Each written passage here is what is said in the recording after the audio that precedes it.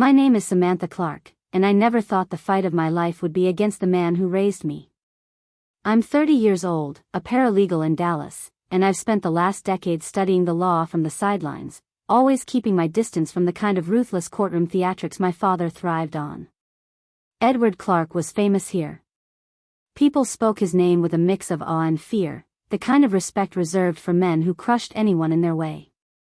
He built his career as one of the city's most successful divorce attorneys, a man who never lost because he never played fair. To the public, he was brilliant, polished, untouchable. To me, he was simply the man who destroyed my mother. Growing up in his house was like walking a tightrope over broken glass.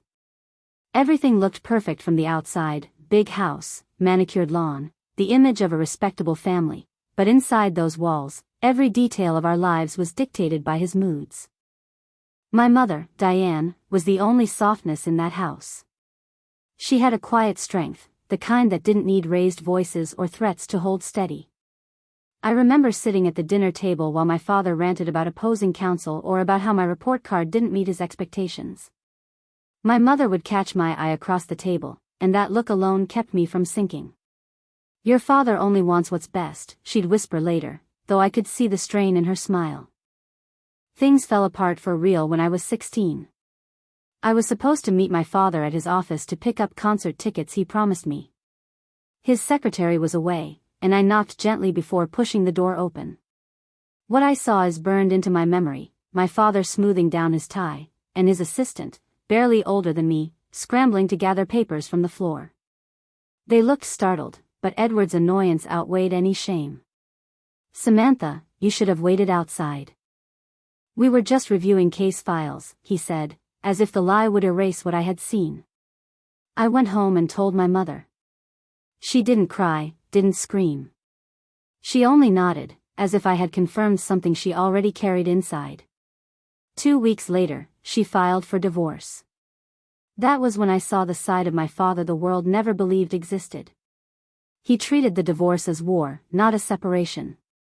He used every legal trick in the book and every connection he had to bleed her dry. Judges who golfed with him presided over the hearings. Evidence disappeared. Her attorney suddenly withdrew after being offered a job in one of father's friends' firms. He contested everything, from the house to the bank accounts, even her right to keep the car she drove to work. By the time it was over, my mother was left with barely enough for a down payment on a small house in a rundown neighborhood. He kept the big home, the vacation property, the investments. But Diane never let bitterness define her. She found work as an office assistant at a community college and started over from nothing. I used to ask why she didn't fight harder, why she let him walk away with nearly everything, and she'd only say, "Peace is worth more than possessions, Sam." I didn't understand it then.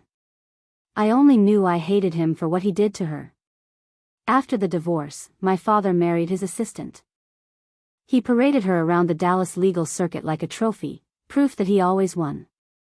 At family gatherings, he would still summon me, but those dinners were theater. He'd boast about his cases, drop names of judges and clients, and make cutting remarks about my choices. I learned to sit through them in silence, waiting until I could escape back to my mother's modest but warm little house. The older I got, the clearer the divide became. My father thrived in his glass tower downtown, surrounded by wealth and influence. My mother rebuilt a quieter life, one centered on books, gardens, and quiet conversations. I gravitated toward her world, even when it meant constant friction with him. I didn't want his money or his approval. I wanted distance. But distance never lasts when the person you're trying to escape still thinks he owns you. That's what made the day I walked into court so surreal. I wasn't just facing another lawyer across the aisle. I was facing Edward Clark, my father, who looked at me with the same confident smirk he wore when he destroyed my mother's future. And sitting next to him was Judge Robert Wallace, his longtime ally. Their quick glance toward each other, the knowing smile they shared, told me everything I needed to know. They thought this was already decided.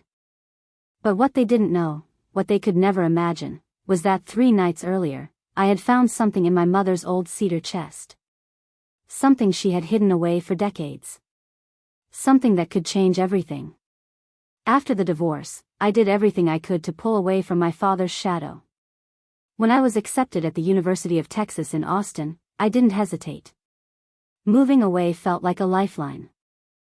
My father wanted me to study business, said it was the only path that made sense, but I chose criminal justice instead. The arguments were ugly. He threatened to cut me off, reminded me that he had built everything I had, and promised I'd regret not following his blueprint. But I had scholarships, student loans, and a determination that outweighed my fear. Walking into my first lecture, I felt free in a way I never had at home. Our contact during those years was limited to mandatory holidays. Each time I walked into his house, the air grew heavy. He'd make pointed comments about my idealism, sneering that real lawyers cared about winning, not about fairness. His new wife, the same assistant I had once caught him with, tried awkwardly to draw me into small talk. She was closer to my age than his, and every smile she forced only reminded me of the fracture that had split our family. I counted down the hours until I could escape back to campus, where my life was my own. Through it all, my mother was my anchor. Diane never pressured me, never asked me to pick sides, even though my loyalty was obvious. She encouraged my independence and reminded me that my worth wasn't tied to my father's approval. Her little house, far humbler than the one we had left behind, became my refuge. Summers with her were filled with ordinary but precious moments, repainting the porch, drinking iced tea on hot afternoons, sitting together while she read her novels. "Don't let him take your joy, Sam," she'd say softly. "Hate burns faster than love." I didn't always believe her, but I tried to hold on to those words. Then, 3 years ago, came the call that froze my world. Her voice was steady, but I could hear the weight beneath it. Stage 4 ovarian cancer. The doctors gave her months, maybe a year with aggressive treatment. I didn't think twice. I packed up my apartment in Austin, left my job, and came home. For months, my life revolved around hospital visits, endless medications, and the quiet strength my mother somehow summoned as her body failed her.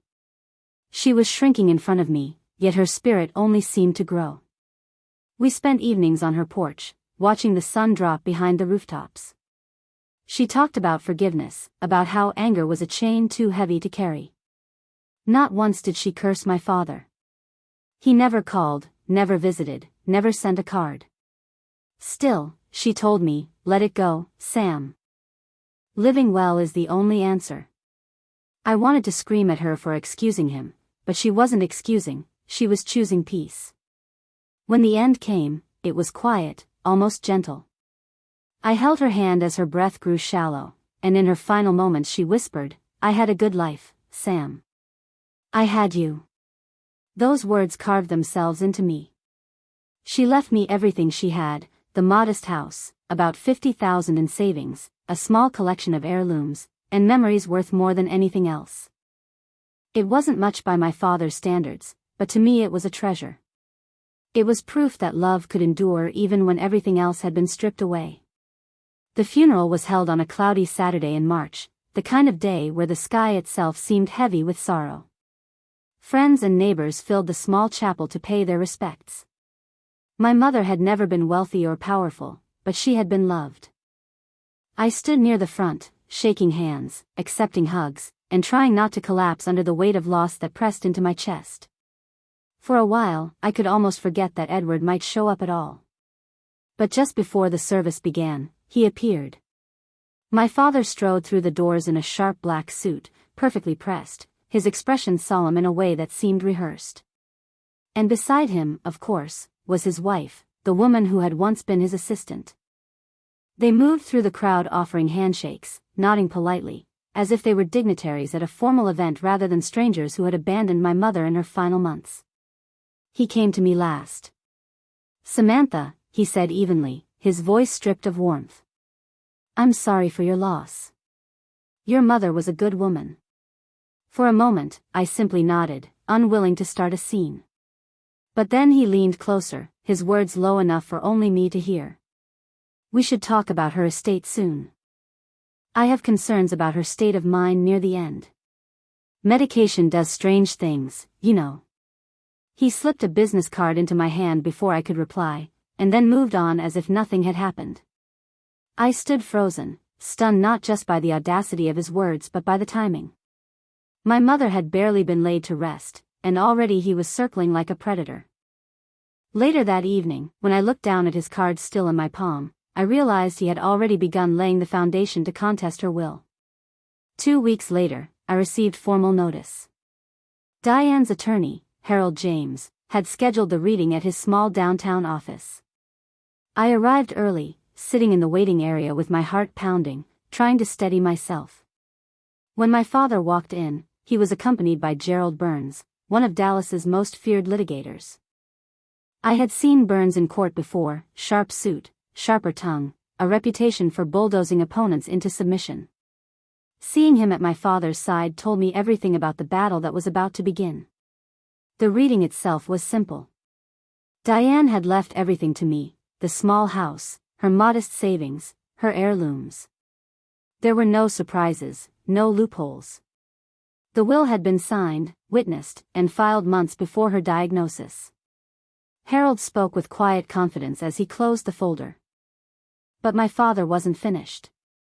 He cleared his throat, and Burns slid a thick folder across the desk. "We'll be contesting the will," Burns announced. "Our position is that Diane Clark was not mentally competent when she executed this document. Furthermore, we believe assets in her possession were improperly distributed during the divorce settlement." Harold stiffened but kept his composure. "Mr. Clark, Mrs. Clark anticipated this possibility. The documents are in perfect order. You're free to contest, but it will not succeed." My father smiled. "We'll let the court decide." That smile followed me home like a curse. I had seen it before, the same grin he wore when he humiliated my mother in divorce court, the same one he used when he knew the system was stacked in his favor. I called Angela Brooks the next morning. We had gone to school together, and she had since become one of the best probate attorneys in Dallas. She reviewed the documents, then looked me in the eye. "Your mother's will is airtight, Sam. He has no real grounds." "But," she paused, frowning at the case assignment on her screen. "Judge Robert Wallace." My stomach dropped. Wallace had been my father's ally for decades. They had gone to law school together, sat on bar committees side by side, and were known to share drinks at the country club. I asked the question anyway, "Isn't that a conflict of interest?"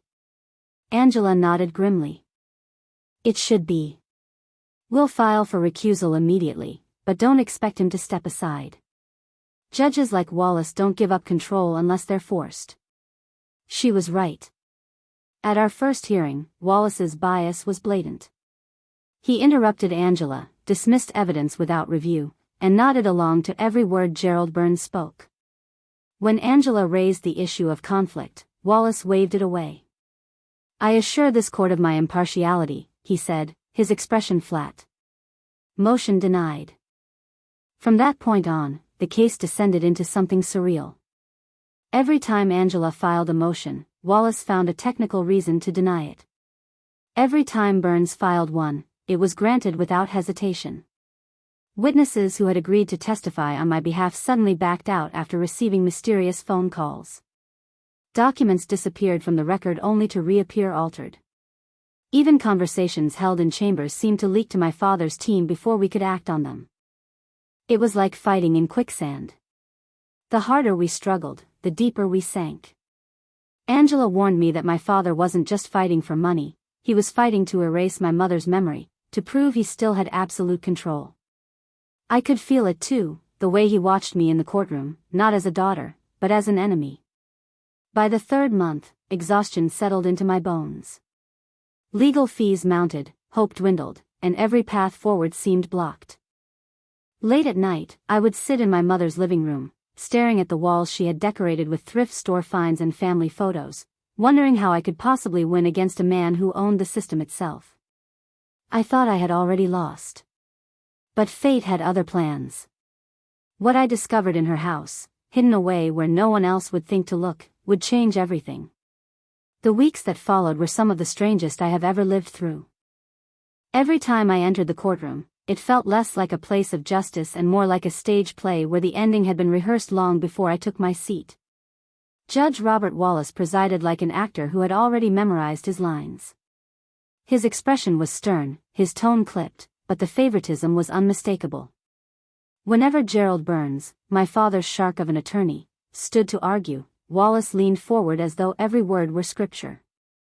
When Angela, my attorney, presented our case, Wallace sighed, interrupted, or dismissed her points as though she were a student fumbling through an exam. It wasn't only the rulings that betrayed him, it was the little details. Court clerks who handled Burns's motions with lightning speed suddenly misplaced ours. Evidence we submitted came back incomplete, even though we had double-checked every page. Meanwhile, Burns could file a request scribbled on the back of a napkin, and it would be granted within hours. The imbalance was so glaring I sometimes caught the court reporter glancing at me with raised brows, as if even she couldn't believe how blatant it all was. Outside the courtroom, the pressure mounted. Friends of my mother who had been ready to testify about her clarity of mind started backing out. Martha, her closest friend, phoned me late one night, her voice shaking. Someone had called her boss, suggesting she might be unreliable, hinting that her involvement in my case could bring trouble to the company. Another neighbor who had promised to testify about my mother's independence suddenly went silent, and when I finally cornered him at the grocery store, he muttered, "I can't get involved, Sam. I'm sorry," before walking away with his cart. Then came the depositions, and those nearly broke me. For 8 grueling hours, Gerald Burns circled me like a predator. He asked the same questions a dozen different ways. Did you administer your mother's medication? Did you ever suggest she change her will? Did you pressure her into leaving you everything? It didn't matter that the will had been signed long before her diagnosis. He twisted every answer, fishing for a shred of weakness he could exploit. My father sat across the table, arms folded, face unreadable except for the faint curl of a smile at the corner of his mouth. He never asked a question, never raised his voice, but I could feel his control in the way Burns shifted tactics whenever he leaned over and whispered in his ear. After one especially brutal hearing where Wallace admitted a piece of so-called evidence that should never have passed the most basic test of admissibility, Angela pulled me into the hallway. "Sam," she said quietly, "we need to talk about a settlement." The word hit me like a slap. A settlement? That's what he wants. He doesn't care about the money, he wants me to surrender. Her eyes softened with sympathy but stayed firm. I know. But Wallace is making sure we can't win. If this keeps up, you won't just lose the estate, you'll owe your father's legal fees on top of it. That's the trap they're building. I shook my head, anger pushing against my exhaustion. He already destroyed her once. I won't let him do it again. Not to me, not to her memory. Angela searched my face for a long time, then gave a small nod. All right. Then we fight. But be ready, it's going to get uglier than this. And it did. Burns began drowning us in discovery requests, demanding medical files going back 20 years, financial records that had no relevance, even old journals and letters. Wallace approved every request, dismissing our objections as stalling tactics. It was a deliberate strategy to bleed us dry, both financially and emotionally. The stress seeped into every corner of my life. I stopped eating properly, my clothes hung looser, and my sleep came in broken fragments filled with anxious dreams. Some mornings I stood in front of the mirror and barely recognized the pale, hollow-eyed woman staring back at me. My mother's house, once filled with warmth, felt haunted by the echo of her absence. I tried to draw strength from her memory, but the weight of the fight threatened to crush me. One evening, after another day of watching Wallace smirk at Burns's arguments while silencing Angela, I sat in the living room staring at the family photos on the wall. My mother's smile looked back at me from every frame, steady and gentle. I wondered what she would tell me if she were here. To keep fighting? Or to walk away before I lost everything? I didn't know the answer then. All I knew was that I was running out of strength. The system was against me, my father was relentless, and Angela, as brilliant as she was, couldn't move a brick wall that had been cemented long before we filed our case. It was in that fog of despair that something shifted. Late one night, as I packed away some of my mother's things, bracing myself for the possibility I might lose the house, I opened her old cedar chest. Beneath folded quilts and stacks of letters, my hand brushed against something solid and unfamiliar. I pulled out a small box, taped shut and layered in dust from years of concealment. I sat on the floor with it in my lap, heart pounding, afraid to open it, afraid of what I might find. For a long moment, I just held it, knowing instinctively that whatever lay inside was not meant for casual discovery. Finally, with trembling fingers, I peeled back the tape and lifted the lid. What I found inside would change everything. The box smelled faintly of cedar and dust, the scent of years locked away. My fingers trembled as I peeled back the last strip of tape and lifted the lid. At first glance the contents seemed almost ordinary, a bundle of cassette tapes wrapped in tissue, several manila envelopes tied with string, and a small leather notebook worn smooth at the corners. Nothing about them should have been extraordinary, yet my gut told me these items carried the weight of my mother's silence. I pulled out the notebook first. The handwriting inside was hers, neat, careful, each word pressed with deliberate precision. The early entries read like the reflections of a young woman caught between duty and unease. She mentioned overhearing late-night meetings, whispered discussions about sensitive information and strategic leverage. As the pages turned, the words darkened. She wrote of my father and Judge Wallace sharing details from divorce cases, exploiting the most private confessions of clients, addictions, affairs, medical diagnoses, and turning them into bargaining chips for power. "This is not law," one entry read, "this is theft of trust disguised as justice." I closed the notebook, my pulse racing, then opened one of the envelopes. Inside were photocopies of court documents marked with notations in my father's handwriting, side comments that revealed intentions hidden from the record. Another envelope contained bank statements that traced unexplained transfers to shell accounts. The dates lined up with several of my father's biggest cases, the very ones he had built his reputation on. Finally, I reached for one of the tapes.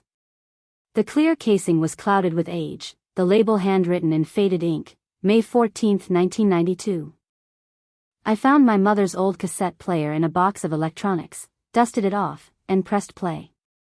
At first there was only static, a hiss that made me wonder if the years had erased it all. Then his voice cut through, sharp, commanding, unmistakable. "We can use this," my father said. "If the husband wants custody, he'll pay. If not, the medical files go public." Another voice followed, lower, colder. "Wallace. No one will trace it. Just make sure it comes through the right channel. A judge doesn't need to know everything to make the correct ruling." I froze, my breath shallow. It was them. Not rumors, not suspicion, proof. My mother had recorded their conversations, preserved the evidence, hidden it away. I played another tape, this one labeled July 1994. Wallace spoke first, "If the testimony leaks, we're finished." My father replied, "Then it won't leak. He'll settle. He always settles." I slammed the stop button, my hands shaking. Each word was another crack in the polished image my father had built, another confirmation that the man people admired was nothing more than a predator dressed in silk. But what unsettled me most wasn't what they had done, it was why my mother had never used it. She had these tapes during the divorce, during the hearings where Wallace dismantled her claims and left her nearly penniless. She could have burned them both to the ground. Instead, she locked the box away. I remembered her voice telling me, "Peace is worth more than possessions." Maybe she had believed exposure would drag us both into a war we couldn't survive. Maybe she had been afraid of what my father might do if he knew she kept proof. Or maybe she had been protecting me, sparing me from the kind of danger that came with knowing too much. I laid the notebook, the envelopes, and the tapes across the dining table, the evidence of decades of corruption staring back at me. My mother hadn't been weak. She had been strategic. She had hidden this not to forget, but to preserve, waiting for the moment when it would matter most. That night I barely slept. I listened to tape after tape, my stomach twisting tighter with every word. There were discussions about manipulating juries, about attorneys bought off with promises of better positions, about confidential files passed like currency. The corruption wasn't small, it was systemic, reaching further than I wanted to imagine. As the hours crept toward dawn, the house felt different. The silence pressed against me, broken only by the whir of the tape player. I found myself glancing at the windows, half expecting headlights to flare outside, half expecting the door to crash open. The paranoia was irrational, but I couldn't shake it. Holding the tapes felt like holding dynamite, and for the first time, I understood why my mother might have kept them hidden. Truth could liberate, but it could also destroy. By the time sunlight spilled through the blinds, I was surrounded by papers and cassettes, exhausted but unwilling to move them from sight. For the first time since my father challenged the will, I felt something that had been absent for weeks: power. Fragile, dangerous, but real. Angela needed to see this. She had to know. Yet even as I reached for my phone, hesitation pulled at me. Once I shared this, there was no going back. My father would come after me harder than ever, Wallace would wield his bench like a weapon, and I would be stepping into a storm I might not survive. But I couldn't pretend I hadn't found it. I couldn't bury it again. My mother hadn't kept these things for herself, she had kept them for me. She had wanted me to have the choice she never made. And as I looked at the tape spread across the table, I knew exactly what my choice would be. The morning after discovering the tapes, I sat at the kitchen table staring at the pile of evidence like it might vanish if I blinked. The house was quiet, sunlight spilling across the wood floor, but I felt the weight of shadows pressing in. My mother had lived with this knowledge for years. How had she managed the burden without breaking? I poured myself a cup of coffee, hands shaking, and knew I couldn't carry this alone. Angela had to see the evidence eventually, but I wanted someone who had known my mother to help me understand first. In the notebook, my mother had written one name more than once: Martha. I picked up the phone and dialed her number. Martha answered on the second ring, her voice gentle but wary. "Sam, sweetheart. I've been thinking about you."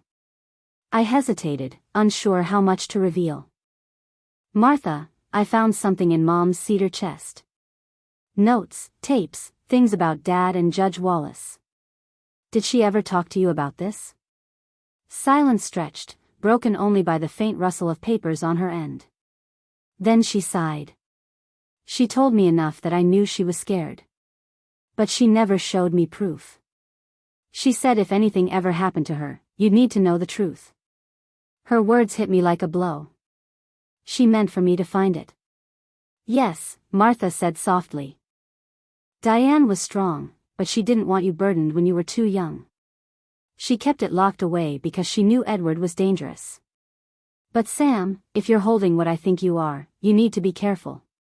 Men like your father and Robert Wallace don't let go of power willingly." We spoke for nearly an hour. Martha confirmed that Diane had once confided in her after overhearing a conversation between my father and Wallace that made her blood run cold. "It wasn't just about cases, Sam," Martha whispered. "They were shaping outcomes before people ever stepped into court. Your mother said they traded secrets like currency." When I hung up, I felt both validated and terrified. It wasn't just my interpretation, the corruption was real, and my mother had lived with that knowledge for years. But I still needed more.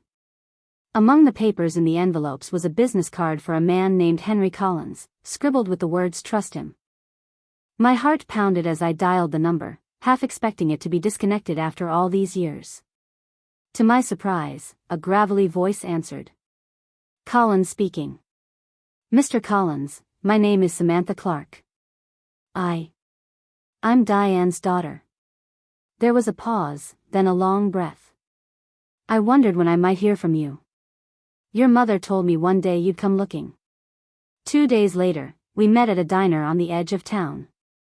Collins was in his 70s now, retired, but sharp-eyed and alert. He wore a worn leather jacket and carried himself with the steady calm of a man who had seen far too much. Over coffee, he leaned in and lowered his voice. "Your father and Wallace were involved in things that never should have touched a courtroom," he said. "Back in the 90s, I was an investigator working on a custody case. Evidence kept disappearing. Testimonies contradicted the record. I started digging and realized files were being leaked, private medical records, financials, stuff only a judge and a lawyer should have seen. When I traced it, all roads led back to Edward and Wallace. He shook his head. But I couldn't prove it without losing my job. Your mother knew too, but she had you to protect. We talked once. She told me she was keeping insurance. I guess that's what you found. I slid the notebook across the table, letting him see the handwriting. His eyes softened. She was brave. Braver than most. If she left this for you, she wanted you to have a weapon they couldn't ignore. Hearing it from him sealed the truth. This wasn't just circumstantial, it was systemic corruption that had tainted lives for decades. My father hadn't merely been ruthless, he had been criminal. And Wallace had been his shield. We lingered long after the coffee turned cold. Collins told me stories of families ruined by verdicts that made no sense, of lawyers who rose quickly through the ranks after quietly cooperating, of clients who disappeared from the record entirely. They thought no one noticed, he said, but some of us did. We just didn't have the power to stop it. When I left the diner, the Texas sun felt harsher than usual, glaring against the pavement. I clutched my bag close, the tapes inside like a secret heartbeat. For the first time, I realized the danger wasn't abstract. If they ever discovered what I had, I could be the next loose end they tied up. That night, I sat on the porch of my mother's house, the air thick with cicadas. I thought about her years of quiet resilience, her choice not to unleash this truth. Maybe she believed exposing them would destroy me as much as it destroyed them. But she also must have known that one day I'd need it. I wasn't sure if I was ready to carry this torch, but the path forward was clear. I had allies now, Martha, Collins, and together with Angela, I could finally confront my father on equal ground. For the first time, I wasn't just reacting. I was preparing. And for the first time, I began to believe we could win. The days after meeting Collins blurred together in a haze of planning and restless energy. I woke each morning to the same thought, the box was still there. It sat on my dining table like a silent guardian, its tapes and paper spreading out across the wood as if daring me to act. I could almost hear my mother's voice urging me not to let fear dictate the rest of my life. For weeks I had been drowning in my father's shadow, trapped in Wallace's rigged courtroom where every ruling leaned his way. But now the balance had shifted. For the first time, I held something he feared. Still, I couldn't carry the weight of it alone. Angela had to know. I called her and asked her to come by the house. She arrived late in the evening, her briefcase stuffed with files, dark circles etched under her eyes. "Sam," she said as she dropped into a chair, "please don't tell me you called me here to surrender." I led her into the dining room. When she saw the spread of notebooks, envelopes, and cassette tapes, her eyes narrowed. "What is this?" "My mother's insurance," I told her. "Proof." She kept it all hidden. I think she wanted me to find it when I was ready. I pressed play on one of the tapes. The hiss of static filled the room, followed by my father's voice, "We can use this. If the husband wants custody, he'll pay." Then Wallace's calm, steady reply, "No one will trace it. A judge doesn't need to know everything to make the correct ruling." When the tape clicked off, the silence was heavy. Angela leaned back, stunned. "Sam, this is enough to take them both down." "Then let's do it," I said. She shook her head. "Not so fast. If you drop this in open court, Wallace will strike it before you can blink. He'll call it fabricated. Worse, he'll accuse you of tampering. You'd be painted as desperate and dishonest. This isn't just evidence, it's a loaded gun. And once you fire it, there's no putting the bullet back." I clenched my fists. If we don't use it, he wins. He'll strip me of everything and call it justice. Angela studied me, her expression softening but still wary. "Then we use it differently. We go in prepared to fight on the merits, your mother's will, her medical clarity, the witnesses who still stand with you. But if Wallace makes it clear he's going to rule against you, then you strike. Not with the entire box, just enough to freeze them. A phrase from the tapes, a detail only they would recognize. You don't need to blow the roof off. You only need them to see the matches in your hand. The image chilled me. So they'll know I can burn them without me ever striking the flame. Exactly. We spent hours sketching the plan. Angela pulled out legal pads and mapped out every possible line of attack Burns might use. She drilled me until my answers were sharp, unshakable. What medications did your mother take? Who witnessed the will? How many times did she drive herself to appointments in the last year? On and on it went until my throat ached. Each response had to be steady, because any hesitation would become a weapon. When we turned back to the tapes, Angela leaned close. Sam, you need to understand something. Once you show them you know their secret, there's no undoing it. They'll know you can destroy them. And people like your father, people like Wallace, they don't forgive. They don't forget. I swallowed hard but met her eyes. I'm ready. He already destroyed her once. He doesn't get to destroy me. The following days became a blur of preparation. I studied the tapes until I could recite entire conversations from memory. I highlighted phrases in my mother's notes and pinned them to the wall. I practiced in front of the mirror at night, repeating responses until I could say them without flinching. Sometimes I caught my own reflection and barely recognized the woman staring back, hollow-eyed, yes, but steadier than she had ever been. At night, when the house was too quiet, I sat in my mother's bedroom, the cedar chest at my feet. I thought about the years she had carried this secret alone, about the strength it must have taken not to use it even when her life was falling apart. She had chosen silence to protect me. Now I had to choose differently to honor her. On the eve of the hearing, I stood on the porch, the Texas night buzzing with cicadas. My hands were shaking, but not from fear. It was anticipation, the adrenaline of knowing tomorrow would decide everything. For the first time in months, I didn't feel like prey being hunted. I felt like the one holding the fire. Tomorrow I would walk into that courtroom, not as the powerless daughter of Edward Clark, but as the woman Diane Clark had raised me to be. And I was ready. The morning of the final hearing arrived heavy with tension. I woke before dawn, unable to sleep, the house silent except for the steady tick of the old clock in the hallway. I brewed coffee I didn't drink, dressed slowly, and stood for a long moment in front of the cedar chest at the foot of my mother's bed. My hand rested on the lid, and I whispered, "I'll carry this for you." Then I picked up my bag, the weight of the tapes and papers inside pressing against my shoulder like a reminder of the fire I carried. The courthouse loomed over me like a fortress, its pale stone walls reflecting the harsh Texas sun. Inside, the air was cool but thick with whispers and the shuffle of papers. I walked down the hall, heels striking the marble floor, every step echoing louder than the last. My father was already there, seated with Burns at the counsel table. He looked immaculate as always, dark suit, tie perfectly knotted, hair slicked back with precision. He turned to me and smiled, that thin, confident smile I had seen 100 times before, the one that always said, "You've already lost." Judge Wallace entered with his usual self-importance, robes flowing, face stern. He gavelled the room to order, his eyes flicking briefly toward my father before settling on me. That glance told me everything. He thought today would be routine, another performance where the ending was already written. Angela stood to present our case. She spoke with calm conviction, laying out the evidence of my mother's sound mind, the clarity of her will, the testimony of doctors and friends.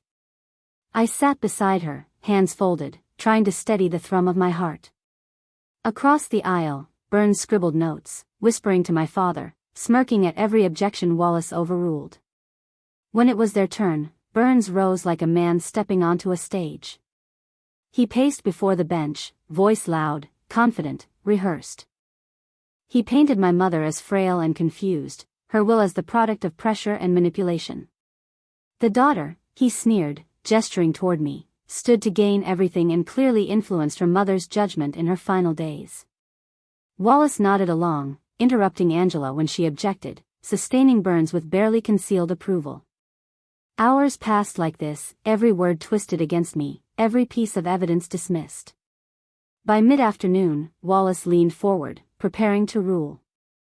His lips parted, and I felt the floor tilt beneath me. This was it. The trap was closing. And then I stood. My hands were trembling, but my voice was clear. "Your Honor," I said, "before you rule, I'd like to make one final statement." Wallace looked irritated. "This is highly irregular." "It will be brief," I said, meeting his eyes without flinching. He gestured sharply. "Proceed." I turned, not to him, but to my father. "I was going through my mother's things last week," I began slowly. "I found some old recordings. From the 90s. May 14, 1992. Do you remember that night, Dad?" The color drained from his face. For the first time all day, his perfect composure faltered. Burns leaned toward him, whispering, but my father didn't respond. I pressed on. The conversation was clear. If the husband wants custody, he'll pay. If not, we leak the medical records. And then a voice replied, "No one will trace it." A judge doesn't need to know everything to make the correct ruling. A murmur rippled through the courtroom. Wallace stiffened, his knuckles white where they gripped the bench. My father's jaw clenched, eyes darting toward him.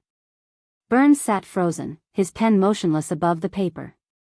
I let the silence stretch, the weight of their fear filling the room. Then I said, softly but firmly, "I have more. Much more. And if I have to, I will make sure the right people hear every word." The effect was immediate. My father's face went ashen, the confidence draining from him like water from a cracked glass. Wallace shifted in his chair, beads of sweat glistening at his temple. Neither of them spoke. Neither dared. Angela rose beside me, seizing the moment. "Your Honor, the evidence in this case is clear. Diane Clark's will is valid, executed with full mental capacity and proper witnesses. Any attempt to suggest otherwise is a baseless attack meant to exploit this court's bias. We request immediate dismissal of the contest and affirmation of the estate's rightful heir." Wallace cleared his throat, his voice suddenly hoarse. I need time to review." "No," Angela cut in firmly. "This matter has dragged on long enough. My client has endured intimidation and delay. It is time for a ruling." The courtroom was dead silent. My father avoided my gaze, staring down at the table. Burns tried to speak, but Wallace raised a trembling hand. "Mr. Clark," he said finally, his voice uneven, perhaps it would be best to withdraw your claim." The words hung in the air like a thunderclap. For a moment, I thought I had misheard. Then my father, Edward Clark, the man who had never yielded in his life, nodded stiffly. "Withdrawn," he muttered, his voice flat. Gasps echoed through the room. Wallace tapped his gavel once, hurriedly. "Then this court affirms the will of Diane Clark is valid and binding. The matter is closed." Relief crashed over me, but it wasn't triumph I felt. It was something deeper, heavier. My father sat hunched at the table, the mask he wore for decades slipping away. Wallace, too, seemed suddenly smaller, his authority leaking from him like air from a punctured balloon. For the first time, I saw them as they truly were, two men terrified of the truth they could no longer control. As the bailiff called the next case, I rose slowly. The room buzzed with whispers, reporters scribbling furiously, spectators craning their necks to glimpse the fall of two once untouchable men. I walked past my father without looking at him, but I could feel his eyes on me, heavy with fury and fear. He had always believed I was weak, a child who could be silenced. Today he had learned otherwise. The courthouse steps felt different that afternoon. The sun was the same Texas sun that had beaten down on me for weeks, but for the first time I didn't feel crushed beneath it. I felt lighter, as if the air itself had shifted. Reporters clustered near the sidewalk, their voices tumbling over one another as they shouted questions. "Ms. Clark, do you plan to release the recordings? Did Judge Wallace have prior dealings with your father? Is Edward Clark's career over? I kept walking. My hands were steady now, my heart no longer galloping. Angela shielded me from the crowd with a fierce glare that dared anyone to get too close. We didn't need to answer. The story would write itself soon enough. In the days that followed, the silence around my father and Wallace spoke louder than any headline. My father withdrew from his cases, his firm announcing a temporary leave that quickly became permanent. Whispers spread like wildfire in the legal community. Clients pulled their retainers, junior partners scrambled to distance themselves. His once proud name, the one he used like a weapon, became a liability overnight. Wallace fared no better. A formal complaint was filed with the state bar within a week. Investigators descended on his chambers, seizing files, questioning clerks. His resignation came quietly at first, just a typed letter released to the press, but the news hit the city like a thunderclap. The man who had ruled from the bench with arrogance for decades slunk away under the weight of scandal. For me, the victory was quieter but no less profound. The house my mother left me was safe. Her modest savings, her heirlooms, the things she wanted me to have, they were mine without contest. But it wasn't the material things that mattered. It was the knowledge that she had protected me even in death, leaving behind the tools I needed to finally stand tall against the man who had tried to break her. I walked through the house differently now. The photographs on the mantel no longer felt like reminders of loss but of survival. I spent evenings in her bedroom, the cedar chest still at the foot of her bed, and instead of feeling haunted by what I found inside, I felt guided by it. She hadn't just given me proof, she had given me strength. Angela and I stayed busy in the weeks after the hearing, fielding letters from colleagues, questions from allies who wanted to know how far the corruption went. You realize, she told me one night, that what you uncovered could ripple far beyond this case. I nodded. But I don't want to chase it forever. I don't want my life to become theirs. What do you want, then? She asked gently. I thought of my mother, of the way she had always put kindness above ambition, of her belief that peace was worth more than possessions. I want to carry her values forward. Not just keep what she gave me, but use it to help people who feel powerless, like she once did. That's how the idea for the foundation began. A small nonprofit, focused on giving resources to people trapped in unfair legal battles, especially those intimidated into silence. We named it the Diane Clark Foundation. It started small, a handful of volunteers, donated office space, a website, but it felt alive with purpose. Every call we answered, every letter we mailed, every family we guided toward real help felt like a piece of my mother's legacy being honored. There were moments of doubt. Nights when I sat at the kitchen table with bills piled high, wondering if I had taken on too much. Days when I feared my father might retaliate, even in disgrace. Once, I saw him across a grocery store parking lot, his shoulders hunched, his face drawn. He didn't speak, didn't approach, just stared at me with a mixture of anger and something else, something that almost looked like regret. For a long time I thought I wanted him to pay, to feel the same helplessness he inflicted on others. But in that fleeting moment, all I felt was pity. He was already paying, and nothing I did could make it more than it was. One evening, months later, I drove past his old office. The lights were out, the signs stripped from the building. For years that place had felt like a fortress I could never breach, a symbol of his untouchable reign. Now it was empty, just brick and glass waiting for its next tenant. I sat in the car and let myself feel it fully, not triumph, not gloating, but release. I realized then that my story wasn't about revenge. It was about freedom. My mother's freedom, stolen from her. My freedom, finally reclaimed. And maybe, in some way, the freedom of others who would no longer be crushed by men like Edward Clark and Robert Wallace. The journey had scarred me. It had cost me sleep, peace, and pieces of the innocence I still clung to. But it had also carved me into something stronger. When I looked in the mirror now, I no longer saw a frightened daughter fighting ghosts. I saw a woman who had faced corruption, looked it in the eye, and refused to back down. That night I sat on the porch of my mother's house, the cicadas humming, the air warm against my skin. The sky stretched wide and endless above me, full of stars she once loved to point out when I was little. For the first time in a long time, I let myself smile. "This is for you, Mom," I whispered. "And for me, too." That was my story, the battle I never thought I'd have to fight, and the strength I never knew I carried until I was forced to use it. If you've ever stood against people who tried to silence you, know this: you are not as powerless as they want you to believe. If my story spoke to you, let me know in the comments. I'd love to hear yours. Don't forget to like this video, subscribe for more, and share it with someone who might need a reminder that even the strongest shadows break when the light finally shines.